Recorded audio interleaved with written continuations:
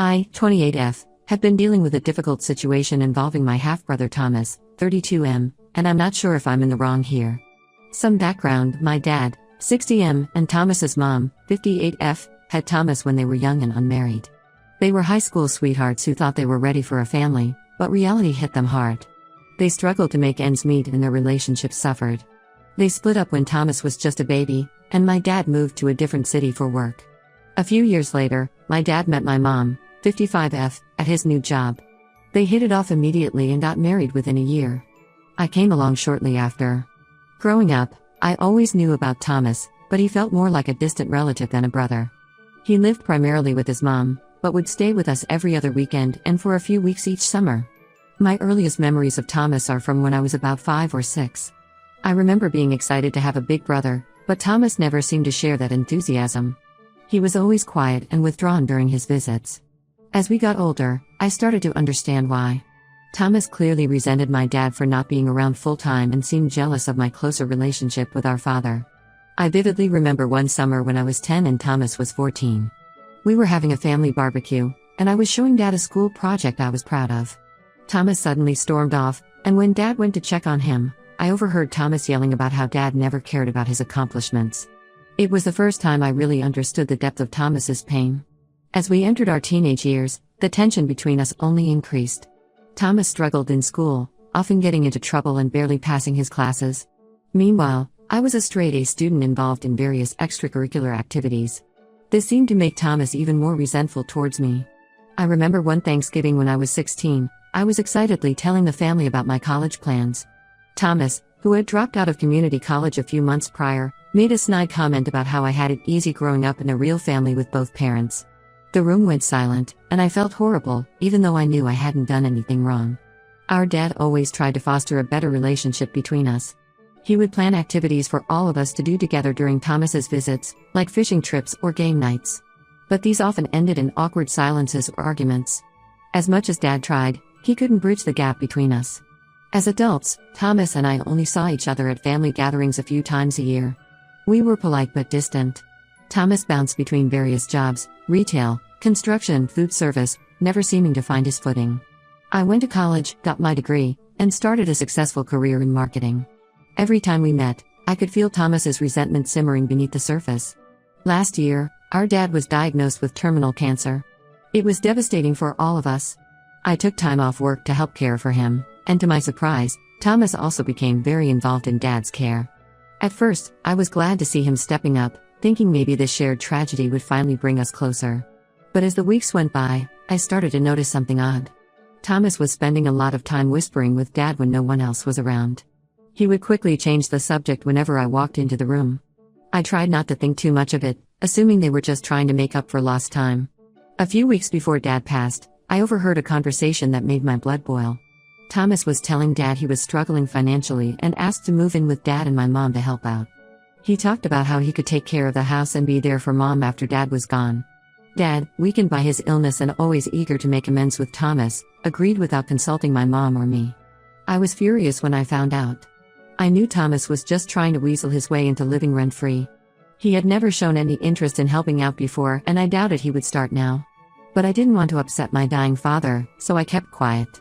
I hoped that maybe after Dad passed, Mom would come to her senses and tell Thomas he couldn't stay. Dad passed away 2 months ago. We were all devastated, but Thomas seemed to bounce back suspiciously quickly. Within days of the funeral, he had moved most of his belongings into my parents' house.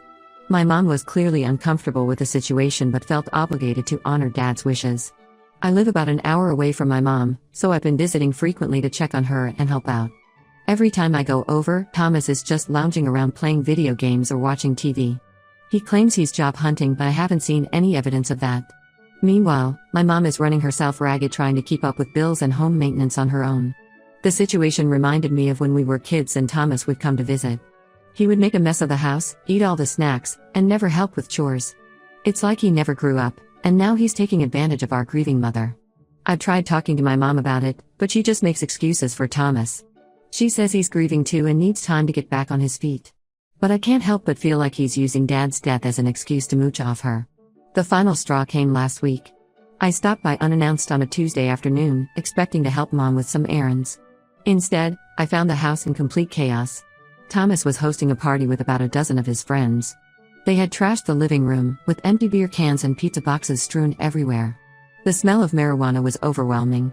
I found my mom hiding in her bedroom, too afraid to confront them.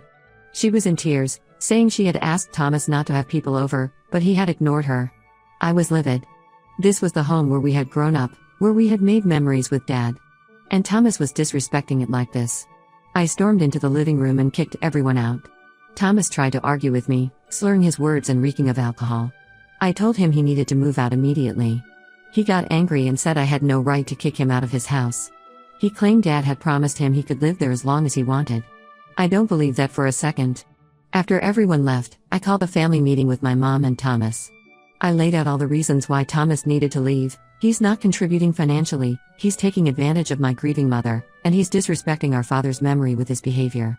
My mom tearfully admitted she wants Thomas to leave but is afraid of going against Dad's supposed wishes. Thomas exploded in rage. He called me a selfish bitch and said I was trying to rob him of his inheritance. He brought up all sorts of childhood grievances, saying I always got everything while he got nothing. He stormed out and has been ignoring my calls and texts. I'm at my wit's end. I want to protect my mom and preserve my dad's legacy, but I don't want to betray his final wishes if he really did promise Thomas could stay. Am I the asshole for insisting Thomas move out? Should I back off and let my mom handle this? I'm totally lost on what to do next. Update 1, it's been about a month since my last post and unfortunately things have only gotten worse. I really appreciate all the advice and support from everyone who commented. After the blow-up with Thomas, I decided to take a step back and let my mom handle the situation for a while. I was hoping she would find the courage to stand up to Thomas on her own. Big mistake. I got a frantic call from my mom last week. Apparently, Thomas had convinced her to add him to her bank accounts just in case something happens. He claimed it was for her protection, but I knew he was up to no good. This reminded me of a similar incident from when we were teenagers. Thomas had convinced Dad to co-sign on a car loan for him, promising he would make all the payments. 6 months later, the car was repossessed because Thomas hadn't made a single payment. Dad ended up having to pay off the loan to save his credit score. I should have remembered this and been more vigilant. When I went over to investigate, I discovered Thomas had drained several $1,000s from my mom's accounts. He claimed it was to pay bills but couldn't produce any receipts. My mom was distraught but still reluctant to kick Thomas out. I started digging deeper and found out Thomas had been using mom's credit cards too. He had maxed out 2 of them on online gambling sites and various bars around town. It was clear he was spiraling out of control, but mom was still making excuses for him. I tried talking to Thomas about it, hoping to appeal to whatever sense of family he had left. I reminded him of all the times Dad had bailed him out in the past, the car loan, paying off his student loans, even covering his rent a few times when he was between jobs. I thought maybe if he remembered Dad's generosity, he'd feel guilty about taking advantage of Mom. But Thomas just laughed in my face. He said Dad owed him for all the years he wasn't around, and now Mom owed him too. He even had the audacity to say that since I had a good job, I should be the one supporting Mom, not him. I'd had enough at this point. I contacted a lawyer friend who specializes in elder law. She confirmed that since there's no written agreement, Thomas has no legal right to stay in the house. She helped me draft an official eviction notice giving Thomas 30 days to vacate. When I served Thomas the notice, he completely lost it. He started screaming about how I was trying to rob him of his inheritance, and that Dad would be ashamed of me. He even tried to guilt my mom by saying she was choosing me over him, just like Dad did when we were kids. This brought back memories of similar tantrums Thomas would throw when we were younger. Anytime he didn't get his way, he would accuse Dad of favoring me. It didn't matter if it was about curfews, allowance, or punishments for breaking rules. Thomas always played the victim. I stood my ground and told Thomas he had no choice, he needed to be out in 30 days or we'd involve the police. He stormed off to his room and has been sulking ever since. My mom is a wreck over all of this.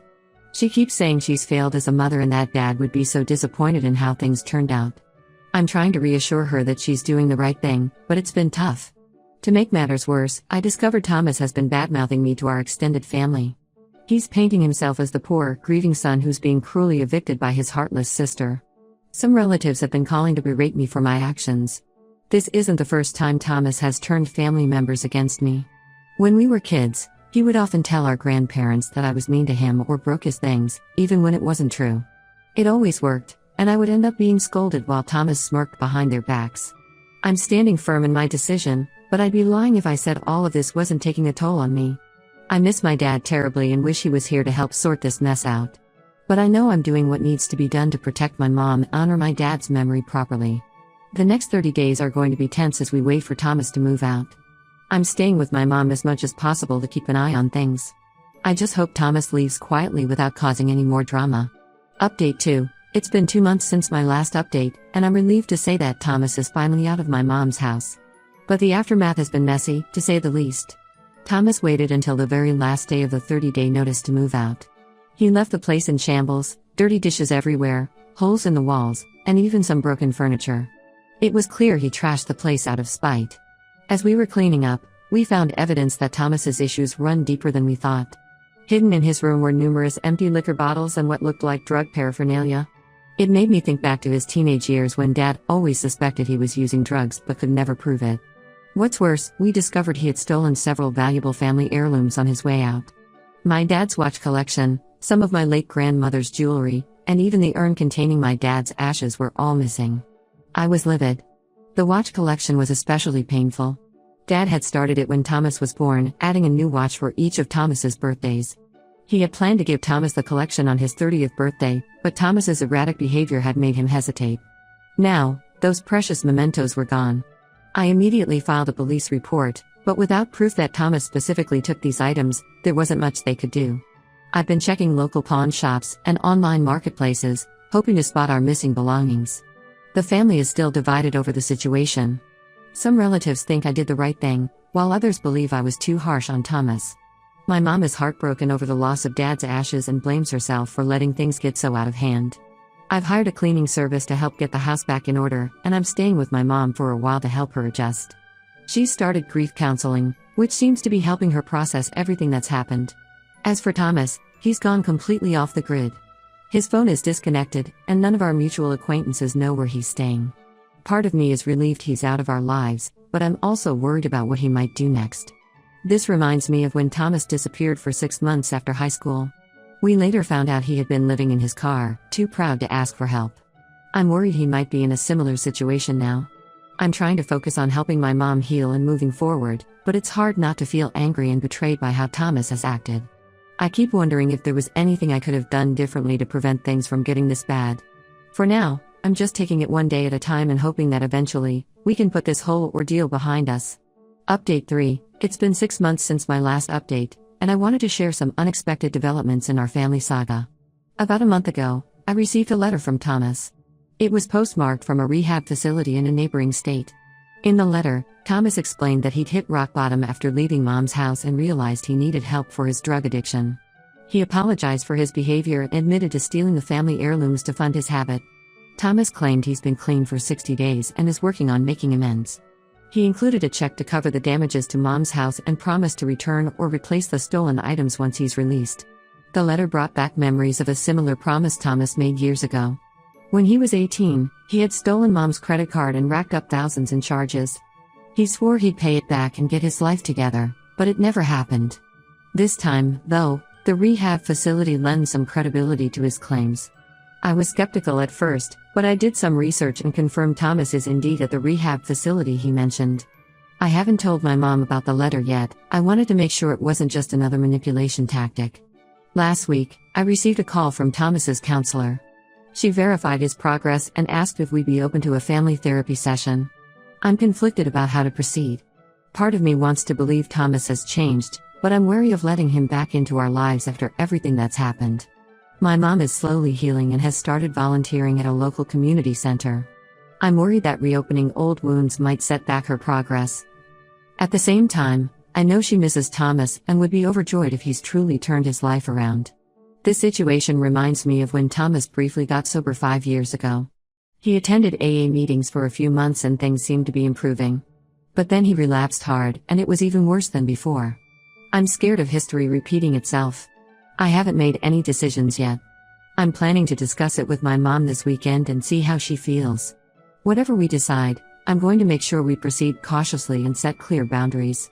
This whole experience has been a roller coaster of emotions, but I'm cautiously optimistic that maybe, just maybe, something positive might come out of all this pain and drama. Only time will tell.